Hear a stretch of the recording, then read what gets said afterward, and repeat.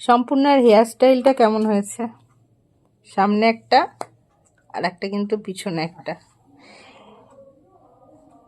এত পরিমাণ ঘেমে যাচ্ছে গরম না পড়তেই, মানে কি বলবো, যার জন্য চুলগুলো একটু লুজ করে বেঁধে দিয়েছি। জল খাও, জল খাও, খাও। এইভাবে তুলতে হবে তবে খাওয়া যাবে। এই যে, এই যে, খাও খাও।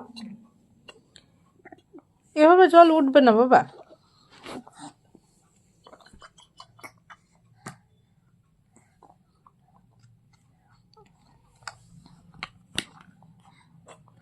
ওই জল আসবে না, এভাবে এভাবে খেতে হবে। হ্যাঁ, এই তো।